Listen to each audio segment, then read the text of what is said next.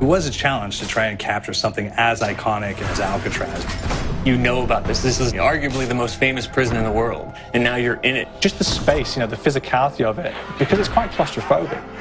When modern-day prisons are designed, they really consider not intimidating people or making the spaces, as least stressful as possible. Well, Alcatraz didn't suffer from those restrictions. They did the research, they went out, studied Alcatraz, not just from books or internet. They were actually there to feel the environment, so it really sets a mood that gets you a little spooked. Well, we kind of started with the base layout of Alcatraz. The entire island we ended up roughing out in kind of a white box form, and then figuring out what play spaces we wanted to use out of that, what would be the most interesting areas to play in, and the connections between spaces, and spaces that the public doesn't necessarily get to go into. We really did a lot of pushing to really enhance that psychological horror aspect that we're really looking for, and this is a really good opportunity to really tell something special. Like I got stuck right through the gates of hell! This time around, I feel like it's been identified that there are these side missions that you're going to go out and try to accomplish. Al and the rest of the groups put together this escape plan, but the point is to get the parts and assemble this plane so they can get off the island. We did something new for the first time. We have actually contextual music that goes off. So that's a first for zombies.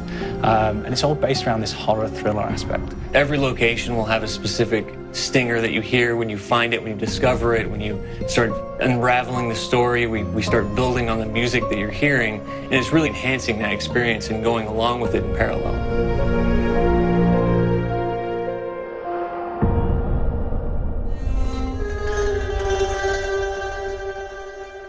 Because we wanted to embrace this kind of horror thriller element, we wanted character actors, guys who could really embody someone and then convey emotion. So that's why we went for guys like Ray Liotta, getting in that kind of guy, we wanted a frantic nature. So he plays a character called Billy Handsome, who's this kind of psychopath who would be employed by the mob to kill people in interesting ways.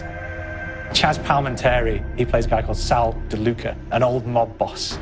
Michael Madsen playing Finn O'Leary. He's kind of worked himself from the floor, from the streets. He's got his hands dirty in the blood and the guts a couple of times. And then we had Joe Pantoliano, and he plays Arthur Arlington, who's nicknamed the Weasel. Those guys, they bring a quality and a subtlety and timing that you can't really identify or try to recreate. Bring it on! Dirtbags! You start off in the afterlife mode, and that's just going to be what's going on. You're going to try to solve the mystery from the second you start. Afterlife, to me, brings a new element, like a new puzzle element. It forces me to think a little bit more or look for the clues or kind of think of zombies on a slightly deeper level.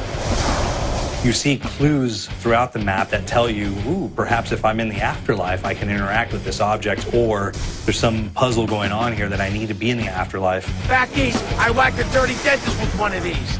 Took forever. Alcatraz has a Civil War kind of fort background before it turned into a penitentiary. And so we had this kind of backstory, the idea that the warden would have collected Civil War weaponry. And one of them is a blundergat. It's a fictional weapon, but the idea of the combination between a blunderbuss and a Gatling gun. And possibly, there might be a way of upgrading it to a more fantastical weapon that the players may find. You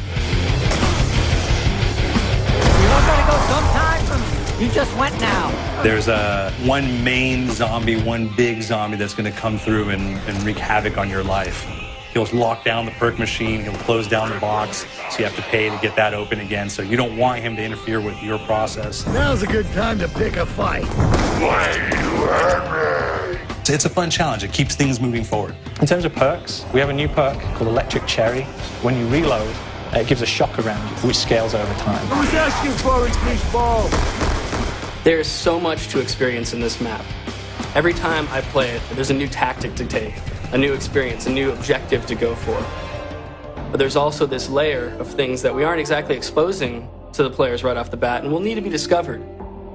Don't let me go. Is it the calling we hear? We've got the undead in there, we've got these historical elements, and these fantastic actors all seem to be with peace with each other in this kind of same world. So it's magical, and our team is incredibly excited by it. This is the call.